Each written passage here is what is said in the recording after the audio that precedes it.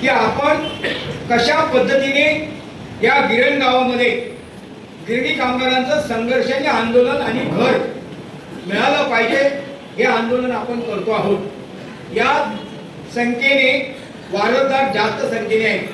मला असं वाटते की या 26 जानेवारी आहे, संविधान आहे, म्हणून मी माझा शब्द वापरतो की आपण वारसदार तर आहात, मिळणारे गिरणी कामगार हे घरासाठी आहेतच, पण ज्यांना घर मिळालेलं आहे त्यांनी सुद्धा आजच्या संघर्षामध्ये लढ्यामध्ये आणि पुढे येणाऱ्या लढ्यामध्ये उतरलं पाहिजे। कारण ही ताकद आणि शक्ती जर आपण निर्माण करू शकलो, कारण संतोष मोरेने जे सांगितलं की हे 2026 साल आहे ते गिरणी कामगारांच्या संघर्षाचं आणि चळवळीचं आणि आंदोलनाचं राहणार आहे। त्यामुळे कोणीही घरी बसता कामा नये।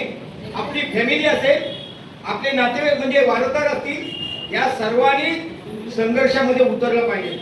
कारण ज्या पद्धतीने घोषणा होतात आणि सांगितलं जाते की मराठी माणूस मुंबईच्या बाहेर जातो, पण मुंबईच्या बाहेर काढणारे लोक कोण हे आपण सगळ्यांना माहिती आहे। पण आज मला एक विनंती पण करायची आहे, कारण हा संघर्ष करायचा असेल, ही लढाई जर करायची असेल तर आता कोणी सांगितलं त्याच्याकडे माझं मी लक्ष देणार नाही, तर संविधानमध्ये दिलेल्या राज्यघटनेमध्ये त्याची तरतूद आहे। ज्या 13 संघटना एकत्र झालेल्या आहेत त्या 13 संघटनेची एक जबाबदारी आहे। की काय जबाबदारी आहे? आपण वचननामा आहे, आपण 9 जूनला आझाद मैदानावर आंदोलन केलेलं आहे की मुंबई शहरामध्ये घर मिळालं पाहिजे, आणि त्यासाठी मुंबईत घर मिळण्यासाठी ही एकजूट आणि एक ताकद ठेवणं महत्वाचं आहे। आपल्या या गिरणी कामगारांच्या स्लो पायदन आहे। ब्रिटिशांच्या काळामध्ये स्वातंत्र्य मिळण्यासाठी 150 वर्ष या देशातल्या नागरिकांना स्लो पायदन पाडलं होतं। मुंबईच्या गिरणी कामगारांना घर मिळण्यासाठी 20 वर्ष कोणाचं सरकार आहे त्याच्याशी आपला संबंध नाही, पण खऱ्या अर्थाने या सरकारने कोणाचं सरकार असेल त्यांनी याची अंमलबजावणी करायला पाहिजे होती। कारण तुम्ही म्हाडातर्फे गिरणी कामगारांचा घराचा फॉर्म भरलेला आहे, कितीतरी गिरणी कामगार भेटतायत, पूर्ण महाराष्ट्रावर भेटतायत। आमचं वय झालेलं आहे, आम्हाला कधी घर मिळणार, आम्ही किती वर्ष जिवंत राहणार, खरोखर भावनात्मक प्रश्न आहे। आणि त्यासाठी तो लाल बाबड्यांनी तो खांद्यावर झेंडा घेतलेला आहे, तो सांगतोय काय सांगतोय की शेवटच्या गिरणी कामगाराला घर मिळत नाही तोपर्यंत आंदोलन करणार आहोत। आणि हे आंदोलन करण्यासाठी आज रस्त्यावरची लढाई करताना या जसं कॉम्रेड बीकेमध्ये म्हणतात की संख्येमध्ये ताकद आहे, एकजुटीमध्ये ताकद आहे, आणि ही ताकद आपल्याला एकजुटीची मला असं वाटते की आता ही सुरुवात आहे, त्याची सुरुवात 2026 मध्ये अध्यक्ष महाशय आपल्याला सांगतील की पुढचा लढा, पण पुढचा लढा घेत असताना जे सरकार आलेलं आहे, जे सरकार भाजपचं सरकार आहे, त्या भाजपच्या सरकारमध्ये केंद्रामध्ये आहे, आज महाराष्ट्रामध्ये आहे, आणि मुंबई महानगरपालिकेत काय घडामोडी होतात त्याचा वृत्तांत आज खऱ्या अर्थाने आलेला नाहीये। परंतु त्या ठिकाणी मिळत असताना मुंबई शहरामध्ये जागेचा प्रश्न तर काय, जागा नाही असं कोण म्हणतोय? जागा भरपूर आहे मुंबईत, 100 गिरण्या आहेत, आणि अनेक जागा आहेत, पण देण्याची इच्छा पाहिजे। ज्याची इच्छाशक्ती मोठी असेल, ज्याची देण्याची जाण असेल, ते सरकार कोणाचं पण असू दे, ते गिरणी कामगाराला देते। त्याप्रमाणे या देशाच्या राज्यघटनेमध्ये तशी तरतूद आहे की अन्न वस्त्र निवारा देणं हे सरकारची जबाबदारी आहे। आणि आम्ही सरकारला सांगतो की आमचा जो गिरणी कामगार आहे त्या गिरणी कामगाराला मुंबईतच घर मिळालं पाहिजे, ही भूमिका घेऊन आम्ही लढतो। काही लोक विघ्न संतोषी लोक आहेत, ते विघ्न संतोषी लोक सांगतायत ते दलाल आहेत, ते दलाल सरकारचे पण आहेत, भांडवलदारांचे दलाल आहेत, त्यांना काढण्याचं काम आपण केलं पाहिजे आणि आपण करतो। आपण लोकांना समज देतो की यांच्या नादी लागायचं नाही। आपल्याला जर घर मिळायचं असेल तर ते कामगारांच्या एकजुटीवर, ताकदीवर, कोणत्या धाडीपिशीला हात लावून घर मिळणार नाही, तर एका जुटीवर आणि ताकदीवर मिळेल। या ठिकाणी पुढचं आंदोलन जे करायचं आहे त्या आंदोलनाची पवित्रा किंवा आंदोलनाची रेषा एवढी भयानक असायला पाहिजे की 1,20,000 कामगारांचं आपण म्हणतो की फॉर्म भरलेले आहे। अरे साधारण तरी आपण 50,000 लोक जर रस्त्यावर उतरलो, पूर्ण महाराष्ट्रातले लोक गिरणी कामगार, तर हे सरकार पोपटासारखं बोलेल। हे सरकारकडे आपली ताकद आणि शक्ती आपण दाखवायला पाहिजे। आणि म्हणून आता आपण जी सुरुवात केलेली आहे नवीन वर्षामध्ये, या नवीन वर्षाचं मी सर्वांना हार्दिक शुभेच्छा देतो। आणि मी सांगतो मला अटॅक आलेला माणूस आहे, पण मी अटॅक जरी आला आणि आदरण्याचं मी कधी भाऊ करत नाही। याचं कारण काय की जगावे आणि मरावे आणि कीर्ती राहावे, मला सगळ्या गिरणी कामगारांना एक विनंती करायची आहे की पुढचा लढा हा आपण करत असताना हा लढा का आपण दर दिवशी करत नाही, 1 महिन्यात करतो, 2 महिन्यात करतो, अशा वेळी आपल्या घरातला सण समजून यायचा, आपल्या घरात लग्न आहे असं समजून यायचं आणि ह्या लढ्यामध्ये भागीदारी करायची. काल आम्ही दिल्लीमध्ये पण होतो. पेन्शनधारकांचा लढा आहे.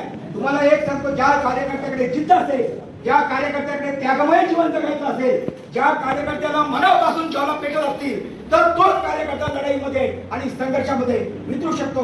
अशा पद्धतीने गिरणी कामगारांची एकजूट ताकद ठेवणं हे अभिष्ट आहे आणि या ठिकाणी मला विचार मांडण्याची संधी दिली त्याबद्दल मी सर्वांचे आभार मानतो. लाल सांगा कामगार आणि वारसांच्या संघटित लढाऊ एकजुटीचा सरकारच्या धोरणाने उद्ध्वस्त झालेल्या गिरणी कामगारांचं मोफत घेऊन मुंबईच्या पुनर्वसन.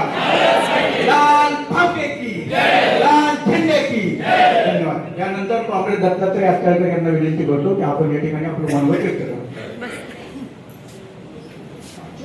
आजच्या सभेचे अध्यक्ष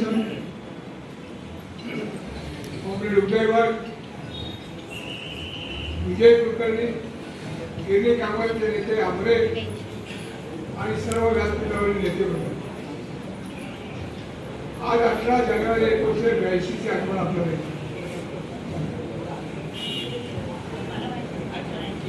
18 जानेवारी 1985 ला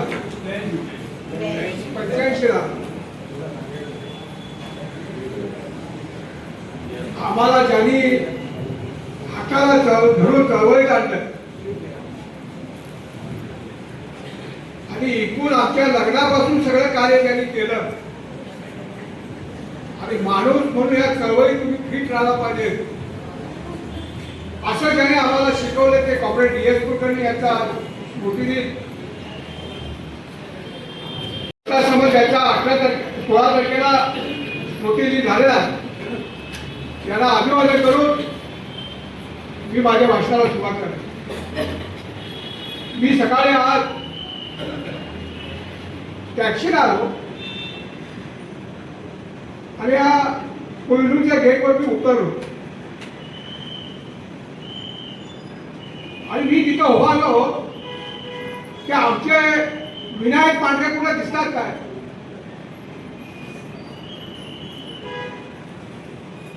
आमच्या कापड कामगार संघटनेचे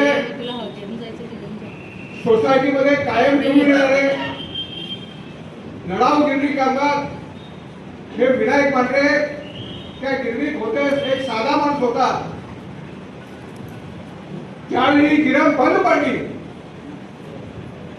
6 गिरण्या अगोदर बंद पडल्या दीपावलीमध्ये आणि मुंबईतला 18 जानेवारी 1982 ला रात्री 12 वाजता संप चालू होणार होता. त्या दिवशी हा मनोहर नरे इथं होता संघाचा पुढारी. त्याच्या विरोधात गिरणी कामगारांनी ही गिरण बंद केली आणि विनायक पांढरेला डोक्यावर घेऊन लोक नाचत नाचत इथे घेऊन आले आणि विनायक पांढरे साहेब हा संप तुम्ही आता लढवायचा असं त्यांनी कामगारांनी त्यांना सांगितलं. असे अनेक आमचे कार्यकर्ते कॉम्रेड लक्ष्मण धुमाळ असो, दादू अत्याळकर असो, घाडी असो, रावसाहेब भिकुले असो, सालोमन सायमन असो, असे अनेक आमचे कार्यकर्ते कापड कामगार संघटनेने निर्णय घेतला की जोपर्यंत गिरणी कामगारांचा संप मिटून गिरणी कामगार सन्मानाने कामावर जात नाही तोपर्यंत लाल निशाण पक्षाच्या कापड कामगार संघटनेच्या एकाही कार्यकर्त्याला कामावर जाता येणार नाही. तुम्हाला घरी जाऊन संप लढावं लागेल. काय मोठी मंडळी नव्हती पण पक्षानं सांगितलेला आदेश की मांडून कोणीही गिरणीत गेले नाही. उत्तम जाबर होते. त्याला अनेक अधिकारी गिरणीची मॅनेजमेंट त्याला कामात या म्हणून बोलत होते पण ती मंडळी गेली. हा संपा बरोबर राहिली आणि हा संप लढण्यामध्ये त्यांनी भागीदारी केली. ही सर्व मंडळींना आम्ही मानवाचं वंदना करून अभिवादन करून ह्या भाषणाला मी सुरुवात करता सांगत आहे. तू इथं जायला पाहिजे, हे केलं पाहिजे. ती मंडळी करत होती आणि हा संप लढवत होती आणि त्या संपाचा परिणाम म्हणून ही सर्व आजपर्यंतची चळवळ चालली. मुंबईच्या गिरणी कामगारांना घर मिळतं हे कुणालाच माहित नव्हतं. ज्यावेळी घर प्रत्यक्ष आमरे ज्यावेळी मिळतं असं सांगत होते त्यावेळी राष्ट्रीय निर्मातृ संघाचे पुढारी हेच सांगत होते प्रायव्हेट फंड घेतलेला आहे, सर्व्हिस घेतलेला आहे आणि आता घर मिळतंय. हे लाल मोठे खोट सांगून लोकांना फसवत असं सांगत होते. पण आपण आमरेनी ती जिद्द केली. आमरेनी न्यू हिंद टेक्सटाईल मिल उभा केली आणि पहिला वरमाळ हॉल मध्ये मेळावा घेऊन सांगितलं की मुंबईच्या गिरणी कामाला मालकावर करावं विनामूल्य घर गिरणी कामाला मिळालं पाहिजे. आज ती चळवळ घेऊन आपण चाललो.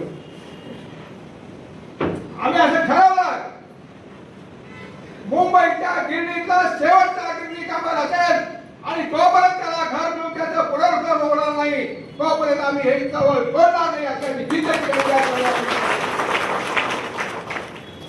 बऱ्याच लोकांनी त्याच्यामध्ये कायम अडचणी निर्माण केल्या.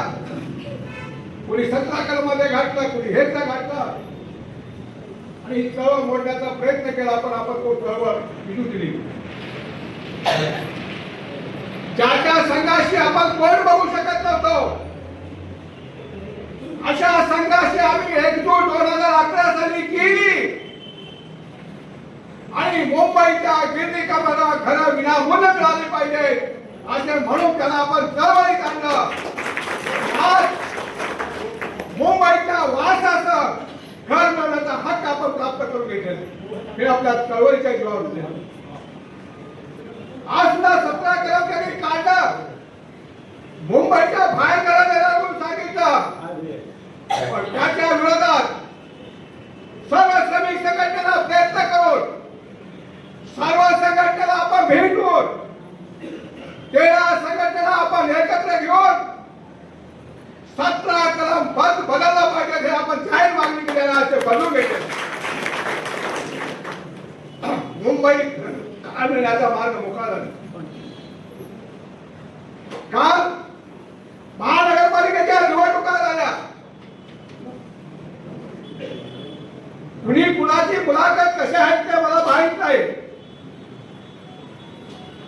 उद्धव ठाकरे यांच्याकडे 25 वर्ष महानगरपालिकेची सत्ता होती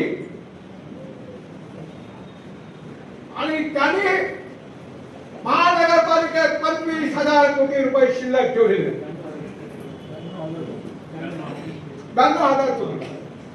मुख्यमंत्री सांगतात 92,000 कोटी काय चाटाला ठेवलेत का? तर त्या 92,000 कोटी मध्ये मुंबईच्या गिरणी कामांना घरे बांधून दिली असती तर आम्ही त्याचं स्वागत केलं असतं.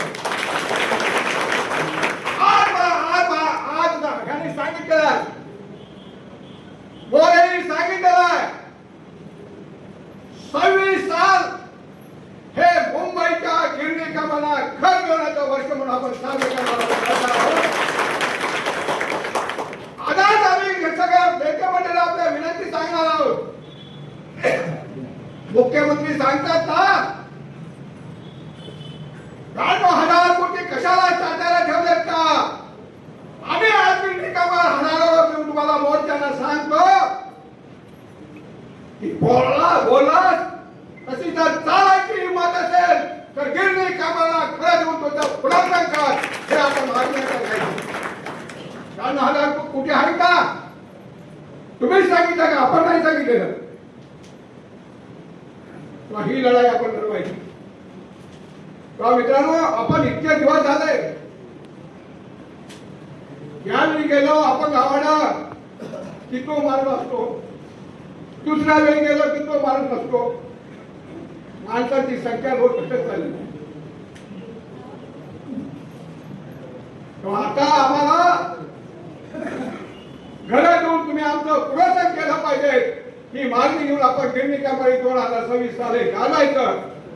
मी पुढाऱ्यांना विनंती करतो की येणारं अधिवेशन आहे त्याच्यामध्ये तुम्ही मोर्चा ठरवा गावातला बेळगावचा आणि कर्नाटकाचा आणि गोव्यातला शेवटचा गिरणी कामगार, उत्तर प्रदेशमधला शेवटचा गिरणी कामगार असेल त्यालाच 10,000 महिन्यांमध्ये आम्ही उभे जाऊ, देवेंद्र फडणवीसच्या उरावर बसूया, या तयारीला लागूया. एवढंच बोलून मी माझं गोष्ट संपवतो. संपाला 44 वर्ष झाली.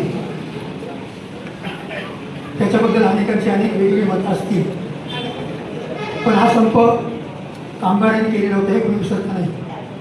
आता वारस मंडळी आली असेल, पुन्हा वाटतं त्याचा संप झाला, आमचं नुकसान झालं, पण वास्तवचा संप का झाला याचा जर आपण विचार केला तर त्यावेळेस मला वाटते 50-60 हजार बदली गिरणी कामगार होता. तो सकाळी डबा घेऊन खाते द्यायचा, लाईनला उभा राहायचा, जॉबवर बदली घेत नाही म्हणून घरी जायचा. आणि असे 10 वर्ष तिने काढले. त्याच्यामध्ये एक आग तयार झाली होती, हे आपण लक्षात घेतलं पाहिजे. या सगळ्या परिस्थितीतून एक बाजूला पगार तर कमी होता, कारण 1972 साली मी 72ला कामाला राहिलो. आमचा पगार म्हणजे क्लेरिकलचा पगार बँकेच्या कारकुनापेक्षा जास्त होता. ही वस्तुस्थिती होती. पण 82मध्ये बँकेचा क्लास आमच्यापेक्षा पुढे गेला आणि जी असमानता तयार झाली त्यामधून असंतोष होता. डॉक्टरनी संप केला नाही, आम्ही कामगारांनी संप केला. आणि म्हणूनच संपानंतर डॉक्टर दत्ता सामंतांना कामगारांनी निवडून दिलं, हे विसरता नाही. संपावरती टीका करणाऱ्या मंडळीने लक्ष देत नाही. आणि मुंबईला संप झाला, कानपूरला कुठे झाला, अहमदाबादला कुठे झाला, 100-125 गिरण्या होत्या, कुणी बंद केल्या. या गिरण्या या भांडवलच्या मालकाने बंद केल्या. उलट मी असं म्हणेन, तुम्हाला ते पटेल की नाही मला माहिती नाही, या गिरणी कामगारांनी संघर्ष केला, त्याच्या परिणामी काही काळ आमचा पुढे गेला. कारण 91मध्ये ज्या गिरण्या बंद होणार, 91मध्ये 82 संपला त्यानंतर 91मध्ये, पण आम्ही संघर्ष काढलो, त्याच्या परिणामी 2004 पर्यंत आम्ही टिकून राहिलो. आणि हे सगळं लक्षात घेतलं पाहिजे. गिरणी कामगारांना संप हा त्याची हौस म्हणून केलेला नाही, त्याच्यावर झालेला अन्याय आहे. आणि म्हणून मित्र, या संघर्षाचा इतिहास जे निगेटिव्ह पद्धतीने मांडतात त्याच्यापासून सावध राहा. कारण कामगार मंडळाला दोष देणं हाच काही मंडळींचा एक त्याला म्हणतो परंपराच आहे. काय झालं की घरी परात होईल. आणि आम्हाला काय हौस होती का संप करायची, आम्हाला हौस होती संप करायची, पण आमच्यावरती संप लादला गेला, आम्ही संप लढवला. त्यानंतरही आम्ही घट्ट राहिल्या. तुम्हाला आश्चर्य वाटेल, हा कामगार वर्ग आहे, त्याच्यामध्ये एक जिद्द असते. आता या तरुण मुलांमध्ये असेल नसेल मला माहिती नाही, पण असावी ती. 82चा संप मिटला, 83ला आम्ही कामावर आलो. गिरण्यामध्ये त्यावेळीची पुढारी आमच्या विरोधाची, आम्हाला वेगवेगळ्या खात्यात बदली केलं. आणि म्हटलं संप झाला, आम्ही आता कामगारांना चिरडून टाकलेलं आहे, आता कामगार कधीच उभा राहणार नाही. 84ची गोष्ट सांगते तुम्हाला. हा कामगार आणि आमच्याकडे हमी पत्र लिहून गेली, आम्ही आता संप करणार नाही, आम्ही सांगाल ते काम करू. हो दिला आम्ही हमी पत्र लिहून. परिस्थिती तशी होती, नोकरी स्वीकारली.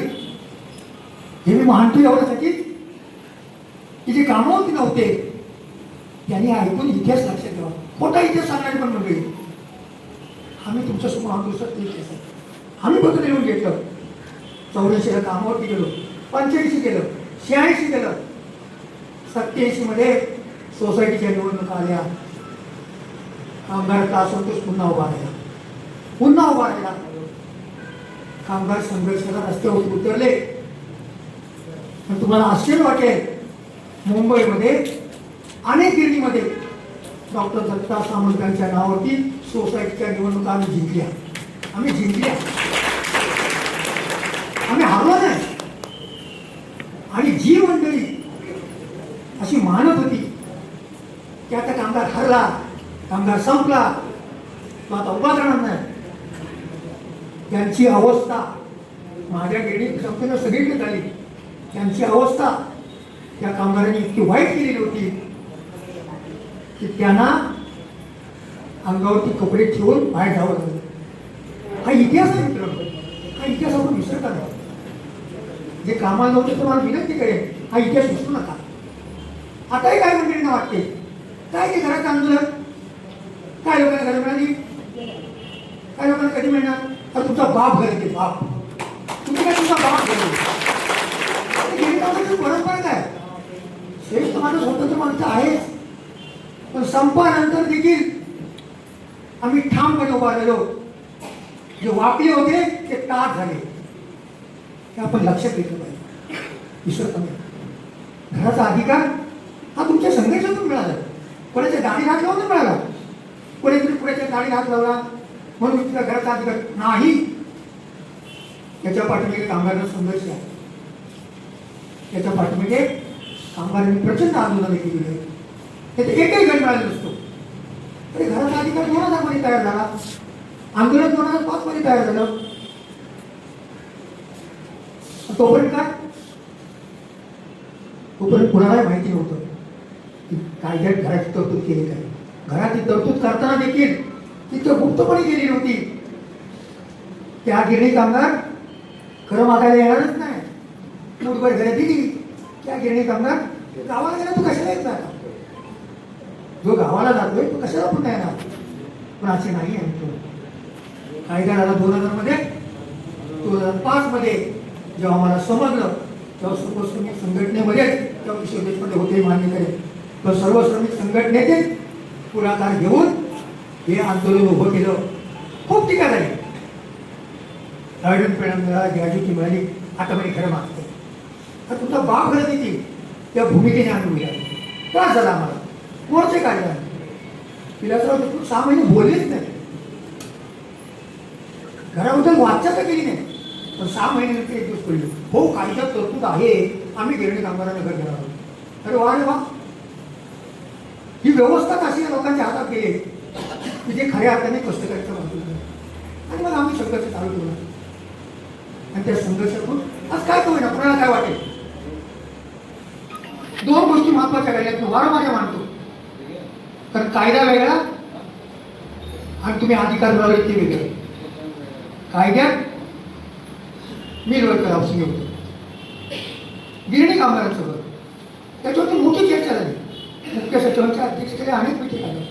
त्या मिटिंगला मी असायचो, उदय असायचो, दादा सामंत असायचे, बरेच मंडळी असायचे. मिल वर्कर हाऊसिंग आहे, मग काही गिरणी कामगाराला घर, वारसाला नाही. मित्रांनो चर्चा इथून सुरू झाली होती, वारसाला घर नाही. पण हा जिद्दी गिरणी कामगार, लढाऊ गिरणी कामगार, त्याच्या रक्तामध्येच असा गुणधर्म आहे की तो असं काही सोडणार नाही सदाशिव. जे आताच्या मंडळींना वाटते ना हा गिरणी कामगारचा आहे, संपेल का किती नाही संपणार. त्याचा पुढचा वाढ अधिकार आहे. त्या गिरणी कामगारांना जीवन तुम्ही उद्ध्वस्त केलंय. वयाच्या 52 वर्षी माझं कारण करून ती गिरणीच्या बाहेर काढली. आम्ही नोकऱ्या सोडल्या, संप केला पण नोकऱ्या गेल्या. मालकाला जमीन विकायला परवानगी देण्यासाठी, करोडो रुपये कमवण्यासाठी तुम्ही देणं बंद केलं. हे लक्षात घेतलं. 28 जुलै 2011चा मोर्चा, प्रचंड मोर्चा. तुम्ही काढलाच मोर्चा, आम्ही आम्ही पुढे आहोत. आमचं पुढे पण चालूच असणार. कोण किती येतात, कोण किती जातात, त्यापेक्षा आम्ही तत्वनिष्ठ लोक आहोत. जे तुम्हाला शब्द दिलाय त्या शब्दाला शेवटपर्यंत जागणार. मग तुम्ही किती जागायचे ठरवा. तो 28 जुलै 2011चा मोर्चा उलटा पालट घडून गेला. आता काय लोक म्हणतात काय सगळ्या गिरणी कामगारांना घर मिळालं पाहिजे. आमचा काही विरोध नाही, सगळ्यांना घर द्या, आमचा काही विरोध नाही. पण जे मिळते ते कसं मिळालं ते लक्षात घ्या. यावेळेस मिटिंग झाली, मला वाटते पृथ्वीराज चव्हाण होते, आणि मग त्याच्यात 2 मुद्दे पुढे आले. गिरणी कामगाराला घर होतं, पण 2000 नंतर रिटायर झालेल्या गिरणी कामगार झिरो वाचा. आमच्या अनेक लोकांनी, आताची तरुण मंडळी आहे ना, धंदेवाईक तरुण मंडळी, लुटारू तरुण मंडळी, कधी कधी चीड येते त्यांची. आराम करून काय केले गिरणी कामगार, काहीतरी खोटं सांगतात आणि त्याच्यावर पैसे काढतात, धंद्याला बसले. 2000 नंतरच्या गिरणी कामगाराला घर. परंतु 28 जुलैच्या एका मोर्चाने पृथ्वीराज चव्हाणांनी मिटिंग घेतली आणि 2 मुद्दे पुढे आले. 1 जानेवारी 82च्या गिरणी कामगाराला घर. 1 जानेवारी 82 आलं. का आलं 1 जानेवारी 82? 18 जानेवारी 82ला संप झाला. त्यामुळे संपावरती गेलेल्या गिरणी कामगारांना देखील त्याचा लाभ मिळावा. समजा तो 1 जानेवारीला कामाला आहे, 2 जानेवारीला कामाला आहे, 3 जानेवारी, त्याचा लाभ मिळावा म्हणून 1 जानेवारी 82 हे मुद्दा आला. आणि वारसाला घर, त्याच्या पत्नीला घर, हे दोन सगळे नाका. आता तुमची वारस बहीण येतात बाबा, खूप आता ना खूप बंधू बहीण येतात, येऊ द्या बाबा, घर सगळ्यांना मिळून. हे तुम्ही घडवलंय. मला कधी कधी आश्चर्य वाटते, या समाजात काही चांगलं घडणार की नाही. माझं गिरणी कामगार आजही चांगलं आहे, आजही चांगलं आहे. पण वाचणं माझी विनंती आहे, नका फसवू गिरणी कामगार, नका फसवू खोटं सांगू. दिवशी वाचा. त्या दिवशी पुढारी उपमुख्यमंत्र्यांवर मीटिंग घेत होती, तेव्हा आमच्या पुढारी म्हटलं डिसिजन वाचलंय काय सगळ्या गिरणी कामगाराला मुंबईतच घर मिळालं पाहिजे. म्हटलं ही मागणी आहे, कायद्यात तरतूद नाही केली, ती करायला लावली पाहिजे आपण. म्हणून मी हा संघर्ष आहे, हा संघर्ष आपण ज्याला म्हणतात आपण जिंकणार आहोत. कोणी डोक्याला विचारा म्हणतात, परंतु समाजात आहे गिरणी कामगार.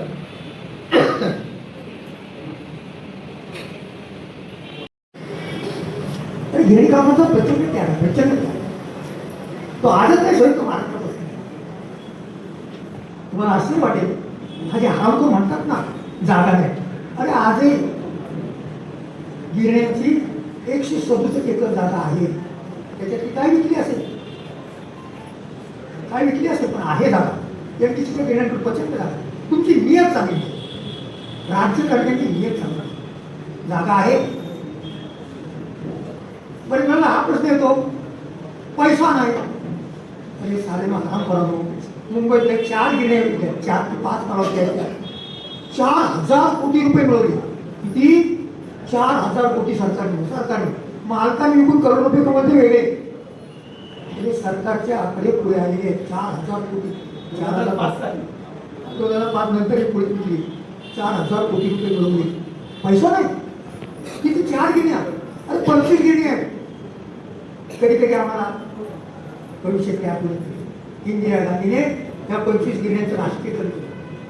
270 एकर जागा त्या राष्ट्रीयकरणाचा तुमच्या जाम बिना टाळा लावण्यापैकी मी कार्यकर्ता. प्राचीन आदेशाचे 12 वाजता संपानंतर काही गिरण्या चालवतच नव्हते. मालकाने बंद ठेवले. मालक लय माधुरी असतात, बंद ठेवले. इंदिरा गांधीने आदेश काढला, या 13 गिरण्यांचं राष्ट्रीयकरण करा. आणि 83 मध्ये त्या 13 गिरण्या ताब्यात घेतल्या. रात्री 12 वाजता जाऊन त्यांना टाळे लावले. का? तर कामगारांना रोजगार मिळाला पाहिजे. मालकांनी बंद ठेवले गिरण्या आणि त्या गिरण्या चालू झाल्या. मित्रांनो, ह्या 25 गिरण्यांची त्यावेळेच्या सरकार कोर्टात गेले म्हणून नुकसान भरपाई किती दिली? फक्त आणि फक्त प्रॉपर्टीचा ताब्यात घेतल्याच्या 25 गिरण्या, 270 एकर जागा, सगळी प्रॉपर्टी 55 कोटी 55 लाख कोर्टात आले. एकही शब्द खोटा सांगत नाही तुम्हाला. एवढ्या रकमेमध्ये ताब्यात घेतल्या गिरण्या आज तुम्ही करोडो रुपये कमवताय आणि कामगारांना सांगताय पैसे नाही. किती गिळाले? तुमची भूक कधी पूर्ण होईल? तुमची राक्षसी बकासुरी भूक कधी पूर्ण होईल? किती पैसे पाहिजे? मला वाटतं तुमच्या थाडग्यावरती ते पैशाचे जे थप्पे लावले ना, तो संपत तुमचं होती. इतके आराम करून तुमचे पैसे, तरी तुमची भूक काय थांबली. आणि म्हणून मित्र, हा घराचा संघर्ष असेल. संपाच्या बाबतीतला तो उल्लेख जाणीवपूर्वक केला की संपाला दोष देणारी काय म्हणले देणार दोष. कारण आम्हाला कष्ट करायला दोष देणं तरी आहे का यांच्याकडे? यांची हिंमत आहे का भांडवलदारावर तोड वगैरे? अंबानी आघाडीसमोर तोडणं काही हिंमत आहे? आणि मित्र, या सगळ्या संघर्षात आपण स्वाभिमानाने उभं राहिलो. स्वाभिमान सोडतात अपयशी थोडं मागे जाऊ. आता मग अशा आपल्याकडे सांगितलं आंदोलन आम्ही उभी केलं. आम्ही सगळ्यांनी केलं, व्यक्तीने नाही. मला काय झालं? पण माझ्या जवळजवळ 5,000 मला वाटते किती 15,000 नाही 15,000 माझ्याकडे किती सांगितलं 15,000 लोकांना घरं पाहिजे की नाही? 15,000 लोकांना घरं पाहिजे, याचं समाधान आहे आम्हाला. आम्ही कुणासाठी लढतो? आम्ही वैयक्तिक लढाई करत नाही, समाजासाठी लढतो. आणि समाजासाठी लढत खरंच करायचं. काही गोष्टी सांगतो होती माझी या वारसानं विनंती आहे, अहो नाराज होऊ नका. त्याला मिळालं, मला मिळालं नाही. कधी कधी आमचा कामगारला मोकळेपणे बोलतो, काय वागलं असतो तो माझ्या बाजूचा माणूस मीटिंगला कधीच येत नव्हता, त्याला घर लागलं. माझी बायको मी बोलते, माझी बायको मी बोलते, कधी मीटिंगला गेले त्यांना घर लागलं. आणि तुम्ही नेहमी मीटिंगला राहता, तुम्हाला घर नाही. अरे बाबा वाटली पद्धत आहे, त्याला करायचं काय? हे होणार असं, हे होणार, पण याचा अर्थ घर मिळणार नाही असं. घर मिळणार टाळताय, बऱ्याच गोष्टी टाळताय, फार काळ टाळू शकत नाही. अरे ते ताम्रपट घेऊन आले, ते सत्तेचं ताम्रपट घेऊन आले. सत्ता एक बघितली आम्ही 2005 पासून. किती मुख्यमंत्री पाहिजे? विलासराव देशमुख, अशोक चव्हाण, तुमचा पृथ्वीराज चव्हाण, समजलं 7 गिनतीच करून ठेवली मुख्यमंत्री पाहिजे. मला आजही एक शब्द आठवते, त्याच्यात फक्त पृथ्वीराज चव्हाण बऱ्यापैकी बोलला होता. त्याचा अशोक चव्हाण, अहो तुम्हाला कुठून जागा घ्यायची? ते आमचे मालक म्हणतात की जागा आम्हाला नाही मिळाली, आम्हाला काही करू शकत नाही. अरे काय केलं तुम्ही? जागा विकायला तेवढी काय केलं? एक वेळ हा मला वाटते तुमचा पवार कोण, शरद पवारचा भाव अजित पवार, काय सगळे बेरके म्हणायचं बोलता तो मीटिंगमध्ये, बेरके म्हणाले. अहो काय त्याच्यात किंमत ठरवली तर तुम्ही घ्या आणि विका. अरे आराम करून आम्ही विकायला घेतोय? आम्ही विकायला घेत नाही. हे आमचं पुनर्वसन आहे, आम्हा गिरणी कामगारचं पुनर्वसन. जसं एखाद्या गावामध्ये धरण झालं की धरणाच्या खाली विस्थापित होणाऱ्या त्या लोकांना नोकरी दिली जाते, त्यांना पर्यायी घर दिले जाते, त्याला पर्यायी जागा दिली जाते. तसं गिरणी कामगारचे पुनर्वसन आहे. गिरणी कामगारची मेहरबानी नाही, ही जागा विकायला मालकाने परवानगी दिली त्याच्यामध्ये पुनर्वसन आहे, मेहरबानी नाही. आणि म्हणून मित्र ठामपणे उभे राहा. थोडंसं वर पाणी पडेल, परंतु नाराज होऊ नका. थोडा वेळ दे, थोडा फार वेळ देऊ नका. आणि चळवळीचा हा प्रश्न सुटतात. चळवळीत उभे राहिला 100% प्रश्न सुटतील. येऊ द्या, सत्ता येईल, सत्ता जाईल. आम्ही बघितल्या सत्ता खूप. आणि म्हणून मित्र मी जास्त न बोलता तुमच्या समोर बोलायची संधी मिळाली आहे. पण 2 दिवस थोडा त्रास झाला. सरकारच्या धोरणाने उद्ध्वस्त झालेल्या गिरणी कामगारांचा मुंबईतच मोफत देऊन पुनर्वसन, मुंबईतच मोफत देऊन पुनर्वसन. धन्यवाद. यानंतर कॉम्रेड विजय कुलकर्णी यांना विनंती. गिरणी कामगारांनी बंधू बघितली. मी आणि उदय सोडलं तर या ठिकाणी सर्व गिरणी कामगार किंवा त्यांचे वारस आहेत. आणि एवढ्या मोठ्या संख्येने तुम्ही दमलाय, याच्याबद्दल पहिल्यांदा तुमचं अभिनंदन करतो. बंधू भगिनींनो, आज 18 जानेवारी आहे आणि 18 जानेवारी हे आमचे गुरु आणि माझे तर वडील कॉम्रेड DS कुलकर्णी यांचा स्मृतिदिन आहे. मगाशी कॉम्रेड आत्याकडे सांगितलं की आम्हाला ज्यांनी लाल बावट्याच्या तत्वज्ञानाची ओळख करून दिली ते आमचे गुरु कॉम्रेड DS कुलकर्णी आहे. उदय असेल, मी असेल, आत्यायकर असतील, आमचे कोल्हापूरचे अतुल दिघे असतील, हे सर्व आणि अनेक गिरणी कामगार कार्यकर्ते आहेत. त्यांना घडवण्याचं काम, त्यांची मगाशी नावं घेतली सिनियर कॉम्रेड्स आमचे लक्ष्मण धुमाळ असतील, आत्याळकर असतील. एक नाव त्यांच्याकडनं राहिलं ते म्हणजे आमच्या आमरेंचे बंधू प्रभाकर महाडिक, नागवेकर अशा दिग्गज कामगार कार्यकर्त्यांना ज्यांनी घडवलं ते आमचे कॉम्रेड DS कुलकर्णी. आणि घडवलं म्हणजे काय केलं? आताच्या पुढाऱ्यांप्रमाणे संपत्तीचा वारस निर्माण नाही केला, तर चळवळीचा वारस निर्माण केला हे लक्षात ठेवा. आणि लाल बावटा आम्हाला काय शिकवतो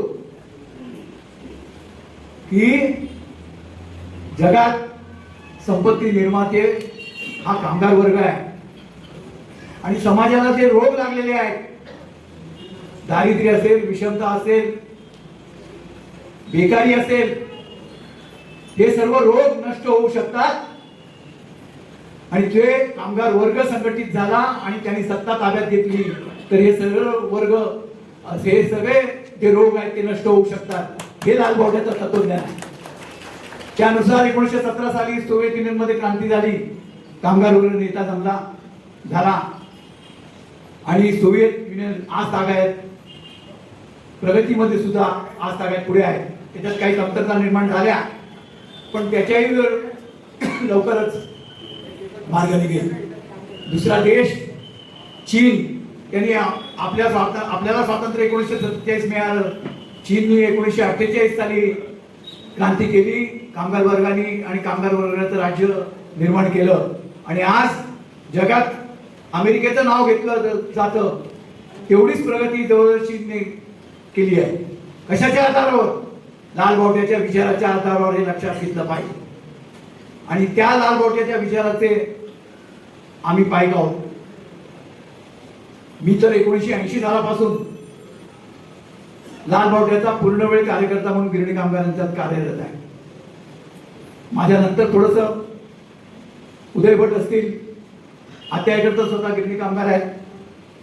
आमच्या आत्यायकर असतील, धुमाळ असतील, दावणे असतील, मॅनेजमेंट त्यांना कुशल कामगार म्हणून संपत हे झाल्यानंतर बोलवत होते पण ते गेले नाहीत.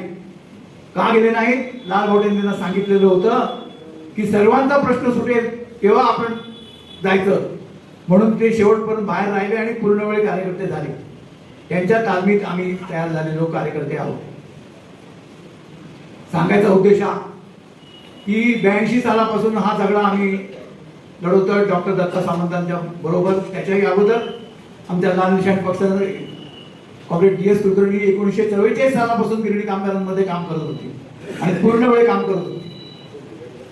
असे अनेक त्यांच्या बरोबरचे असलेले कॉम्रेड गुलाबराव गणाचार्य जे आमदार होते, कृष्णा देसाई आमदार होते, सौरव पाटकर आमदार होते. हे सगळे कॉम्रेड DS कुलकर्णींना थोडेसे पुढे मागे असे एक कार्यकर्त्यांची लाल बावट्याची फळी होती. असो, 82 सालानंतर मात्र आम्ही डॉक्टर दत्ता सामंतांबरोबर काम करायचं ठरवलं आणि याच अपेक्षेने ते कुठल्या पक्षाचे आहे, कुठल्या संघटनेचे आहे ते आम्ही बघितलं नाही. लढाऊ आहेत आणि गिरणी कामगारांना त्यांच्या मागे उभे आहेत हेच आम्ही बघितलं आणि आम्ही त्यांच्या बरोबर राहिलो.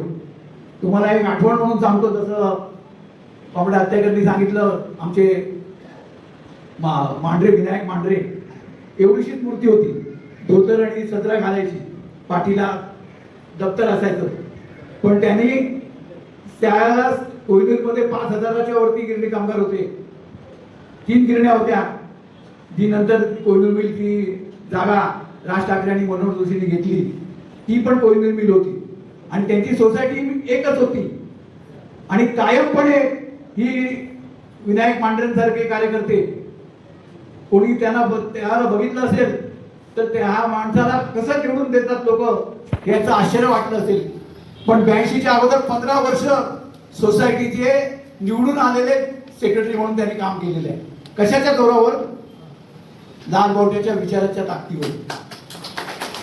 मला अजूनही आठवत आहे की मांढरेची निवडणूक होती 82च्या अगोदर सोसायटीची आणि ते कॉम्रेड माझ्या बाबांकडे आले, कॉम्रेड DS कडे, कॉम्रेड माझी निवडणूक आहे तर काय पाहिजे?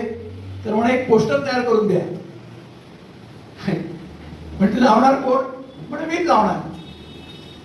आणि तुम्हाला आश्चर्य वाटेल की ज्याच्या विरुद्ध सोसायटीचे सेक्रेटरी पदा करता त्यावेळेला मनोहर नरे संघाचे त्यावेळेचे दिग्गज कार्यकर्ते नंतर सेनेमध्ये गेले आणि नंतर कुठे गेले पत्ता नाही, पण ते उभे होते. तर 6,000 मतदानांपैकी 5,400 मतं कॉम्रेड मांढरेंना मिळाली आणि 600 मतं फक्त मनोहर नरेंना मिळाली. म्हणजे फाटका माणूस असला तरी लोकांचा जर कामगार वर्गाचा विश्वास तयार झाला तर तो कुठे जाऊन पोचतो हे आपण लहानपणापासून आम्ही बघत आलेलो आहोत. तसेच लक्ष्मण धुमाळ होते, दादू हत्याळकर होते, गिरणी कामगार आमदार, संपावरचा आमदार झाला आणि कामगार आघाडीने त्या तिकीट दिलं. आता आठवण एवढी सांगतो, 85 साली या नायगाव विधानसभा मतदारसंघामधनं कामगार आघाडीच्या तिकिटावर माझे बाबा कॉम्रेड DS कुलकर्णी उभे होते. त्यावेळेला त्यांना 8,500 मतं मिळाली होती. सांगायचा उद्देश हा की लाल बावट्याच्या विचाराची ताकद आहे आणि म्हणून आज 44 वर्ष झाली तरी आम्ही सतत संघर्षात आहोत आणि कामगारांच्या निष्ठेने या संघर्षात आहोत. 82 साली संप झाला, हत्याकरणी सांगितलं, आमरेंनी पण सांगितलं. 83 साली जवळजवळ सरकारची आकडेवारी आहे 2.25 लाखापैकी 1,60,000 कामगार कामावर गेले. संप बसला पण त्याचं फलित काय झालं? कुठलीही लढाई कामगार वर्गाची वाया जात नसते. 83 साली काँग्रेसला इथे अधिवेशन षण्मुखानंद मध्ये घ्यायचं होतं आणि म्हणून एका रात्रीमध्ये ज्या आजारी सीताराम कोहिनूर सारख्या गिरण्या ज्या होत्या त्या सरकारला ताब्यात घ्याव्या लागल्या. 1983 साली वोट हुकूम काढून ज्या संपाच्या अगोदरपासून दबकायला आल्या होत्या कोहिनूर सारख्या गिरण्या, सीताराम सारखी गिरणी, त्या सरकारला ताब्यात घ्याव्या लागल्या आणि म्हणून आज तागायत त्यांच्या जमिनी अजून शिल्लक आहेत हे लक्षात घ्या. जेव्हा आपण म्हणतो 121 एकर NTC ची जागा शिल्लक आहे, त्याच्यात हे नॅशनलायझेशन केलेल्या गिरण्यांची जमीन आहे हे आपण लक्षात ठेवलं पाहिजे. सांगायचा उद्देश तो आपला लढा वाया गेला नाही. त्यानंतर 86 साली कामगार आघाडी, 85 साली कामगार आघाडी खासदार झाले डॉक्टर, त्यांनी भाषणं जी लोकसभेमध्ये केली त्याच्या परिणामी राजीव गांधींना गिरण्यांना मदत म्हणून 650 कोटी रुपये कर्ज द्यावं लागलं. अत्याधुनिकीकरण झालं. जे कामगार कामावर होते त्यांची ज्या 13 गिरण्यांचं राष्ट्रीयकरण झाल्यामुळे सगळ्या कामगारांना कामावर घ्यावं लागलं.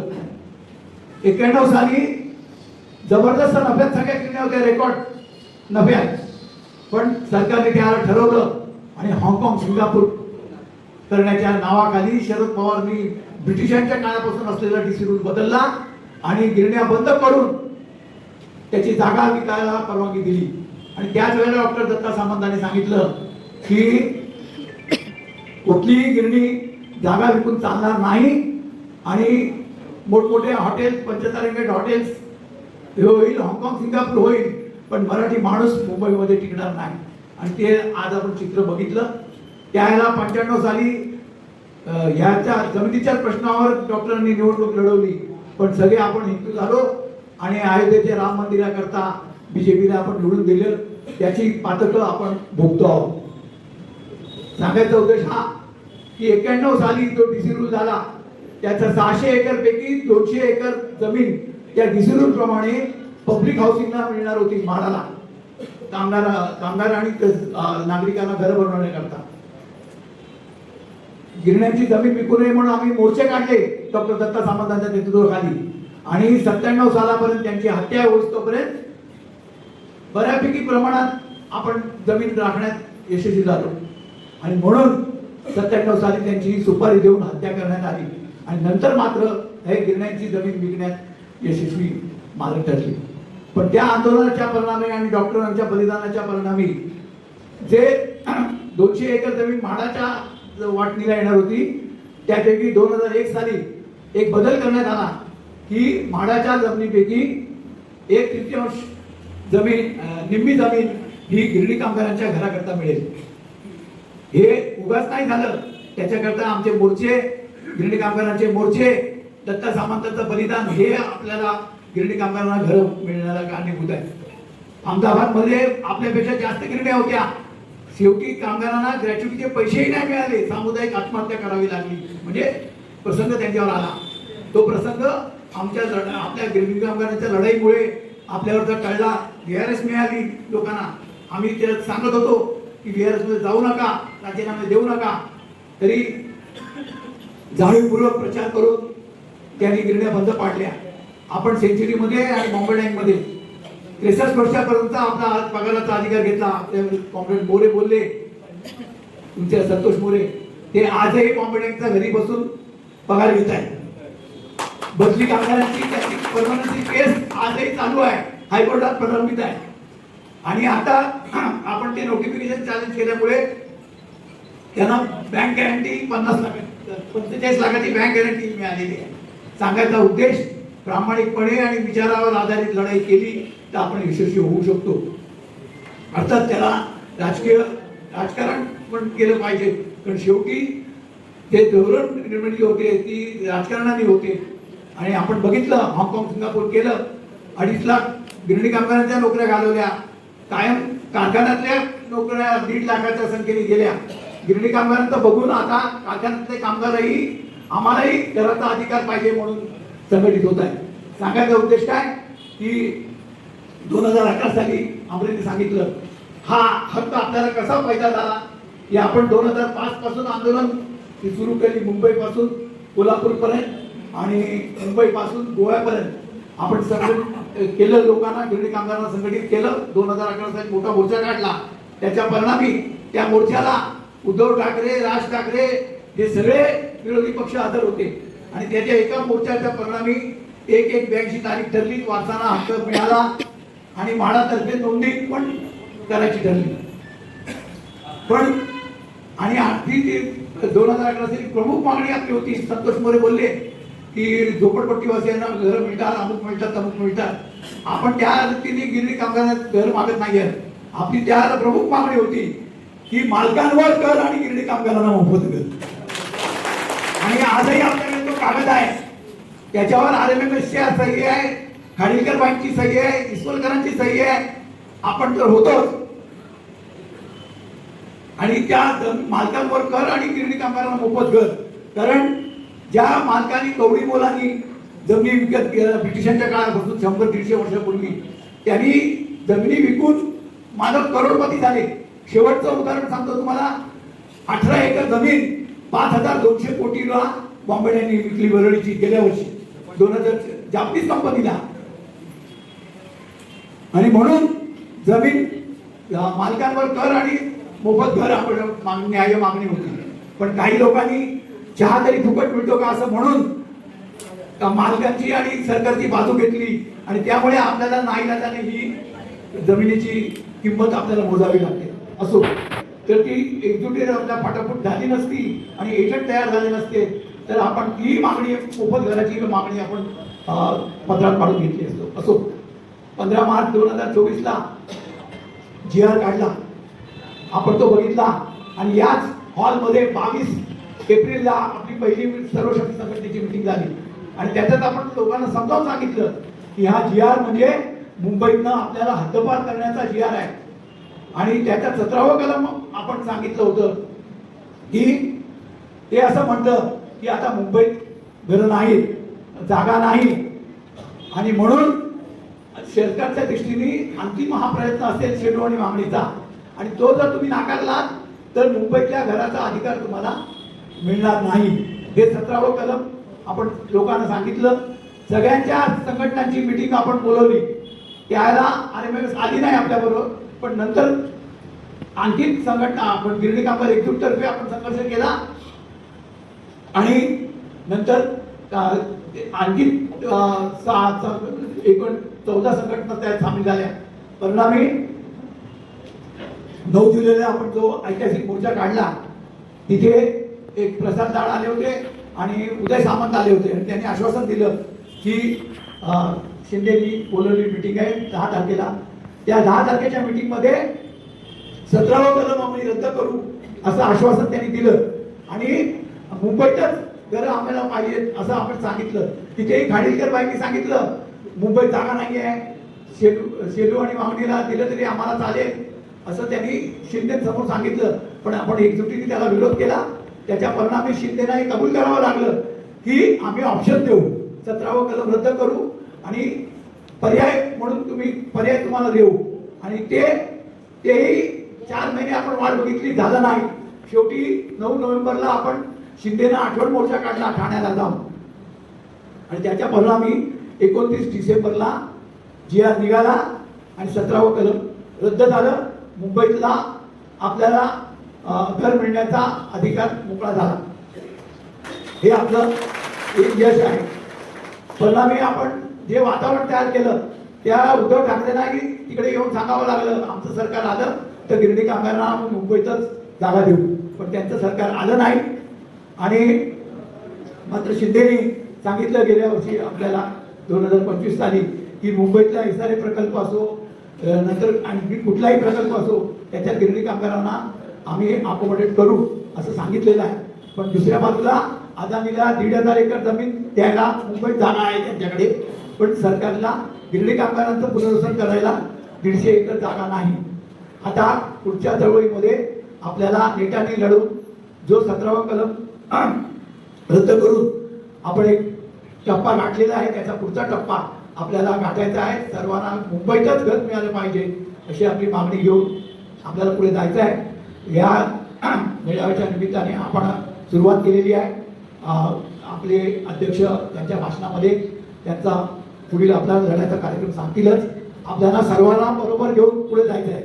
जे मुंबईतच घरं मिळाली पाहिजे अशी ज्यांची मागणी आहे त्या सर्वांना बरोबर घेऊन आपल्याला पुढे जायचं आहे. आपण ती टेंटेटिव्ह तारीख सांगू आणि आज 10 फेब्रुवारीपासून अधिवेशन सुरू होतं आहे. त्याच्या पुढच्या कार्यक्रमाच्या तयारीकरता आपल्याला गावापर्यंत जावं लागेल, पण माणसांनी मात्र याच्यात पुढाकार घेऊन त्या दिवशी कोणी कामावर न जाता त्या मोर्चाला हजर राहिलं पाहिजे आणि त्या जिद्दीने आपण पुढे जाऊया. सरकारचं धोरण कष्टकऱ्यांच्या विरोधात आहे, कारण लोढासारखे की ज्यांनी 3 गिरण्यांच्या जागा विकत घेतल्या आहेत ते मंत्रिमंडळात आहेत. अशा काळामध्ये आपल्याला लढावंच लागेल आणि त्या सर्व क्रमामध्ये DS कुलकर्णी आणि त्या लाल बावट्याचा वारसा सांगणारे आम्ही सर्व कार्यकर्ते तुमच्या बरोबर आहोत. आणि राजकारणाचाही आपला पुढच्या काळात आपल्याला विचार केला पाहिजे आणि त्या दृष्टीने तुम्ही आमच्याबरोबर राहाल अशी अपेक्षा व्यक्त करून मी माझे 2 शब्द पुरे करतो.